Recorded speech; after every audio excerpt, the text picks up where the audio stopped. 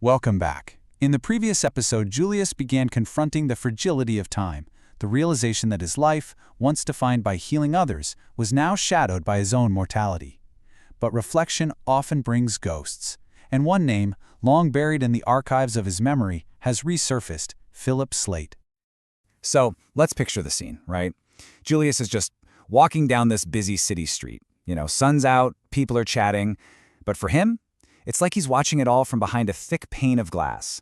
He's totally lost in his own head, wrestling with this one memory that's decided to pop up, right now of all times.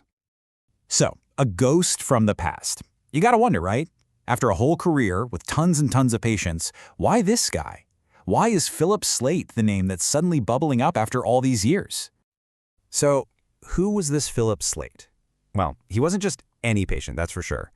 The guy was brilliant, super disciplined, but also just completely unreachable. A total brick wall.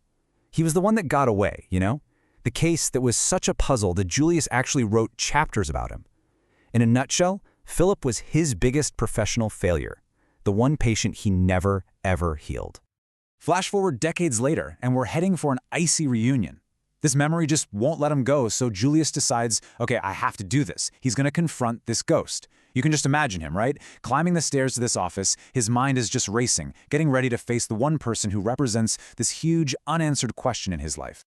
And this is where things get weird. The name on the door? It's right. But the title underneath it? It just stops him in his tracks. Philip Slate, Ph.D., Philosophical Counseling. Wait, what? Philosophical counseling?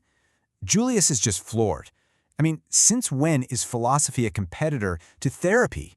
The mystery is getting deeper, and he hasn't even opened the door yet. When he gets inside, well, let's just say it's anything but a warm reunion. No handshake, no how have you been, nothing. It's just Philip. He's older, sure, but he's every bit as cold as Julius remembers. And right away, he takes control. His first words are so clinical, so precise. He's setting the rules. And just like that, the whole power dynamic is flipped upside down. The patient is now running the show. So yeah, this isn't a reunion, it's an indictment.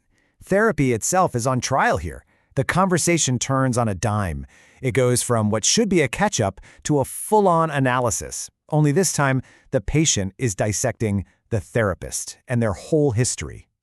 And Philip, he does not mess around. He just comes right out and delivers his verdict, and it is absolutely brutal. Our therapy was a complete failure. Wow! Can you just imagine hearing that? For Julius, those words must have hit like a ton of bricks. It's a direct shot at his entire life's work, coming from the one person he could never, ever get through to. Oh, but he's not done, not by a long shot. He then just completely dismisses the whole therapeutic relationship, the absolute cornerstone of everything Julius does, as just a transaction. A purchase, a service. I paid, you listened, that's all. He basically says it meant nothing, totally wiping out the very connection Julius believes is the key to healing. But then, the story takes another twist. After completely tearing down their past, Philip reveals something pretty stunning.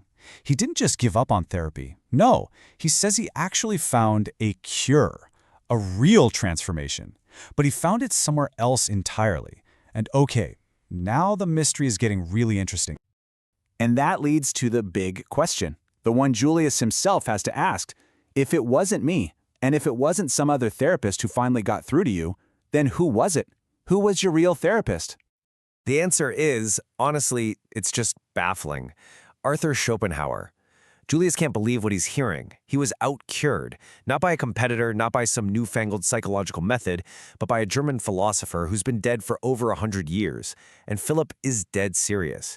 He's saying this long-dead philosopher healed him. Now, if you're not familiar with him, Arthur Schopenhauer isn't exactly Mr. Sunshine. People call him the prophet of pessimism for a reason. His whole deal was that desire, our basic will to live, that's the root of all our suffering. And you can kind of see why that would appeal to someone like Philip, right? If connections with people cause you pain, then a philosophy all about detachment and pure reason, well, that sounds like a pretty powerful way to find some peace, even if it is a bit bleak. So imagine Julius stepping back outside into the bright afternoon. The whole world probably feels different now. He's just reeling from that conversation. This is way more than just a past failure coming back to haunt him. It's a fundamental challenge to everything he believes about how people heal. a real philosopher's challenge. What this hall meeting does is it just lays bare this huge conflict, right? You've got two totally different paths to healing. On one side, you have Julius and psychology, which is all about relationships and connection, and on the other, you have Philip and his philosophy, which is all about reason and detachment. It's a massive clash of worldviews. And that leaves us and Julius with this one big, lingering question. It's the kind of thought that's going to stick with him for a long, long time. Can philosophy actually succeed where psychology fails?